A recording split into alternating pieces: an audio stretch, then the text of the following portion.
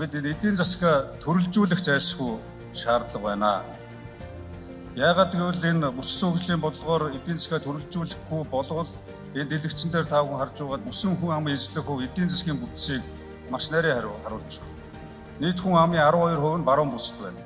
За тэгвэл хангаан бүс, хойд бүсд хүн амын 8.8% гэдэг ингээд та бүхэн харж байгаа. Тэгвэл говийн бүс, зүүн бүсд 6.5 байгаа бол Улаанбаатар хотод 49% нь одоо ажиллаж амьдарч байна.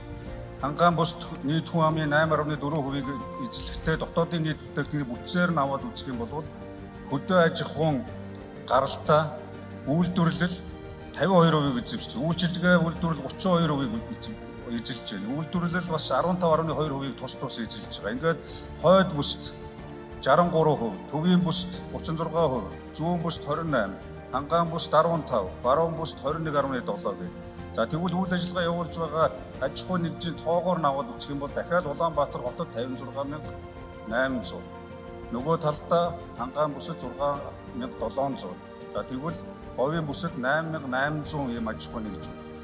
Нөгөө талдаа малын тоо толгойг аваад үзвэл манай хангаан бүс 13.7 сая буюу хамгийн олон мал сүрэгтэй. Тийм ч учраас бид өссөн хөгжлийн бодлогын хүрээнд хангаан бүсийг уламжилт мал аж ахуйн чиглэлээр нь хөгжүүлье гэж тодорхойлж байгаа.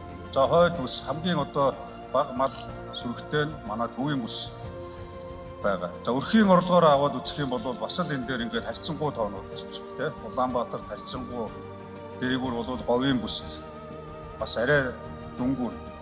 Энэ бол говийн бүсд одоо уул уурхай манай 5 толгой, оюу толгой аж үйлдвэрийн томоохон цогцлогууд бий болж байгаа. Хөрөнгө оруулалтууд ихээхэн одоо төвлөрч байгаа учраас нөгөө бүс нутгийн тэнцвэртэй хөгжлийн бодлого эндээс бас ялгаа харагдаж байна. Тэнцвэргүй хөгжлийн бодлого.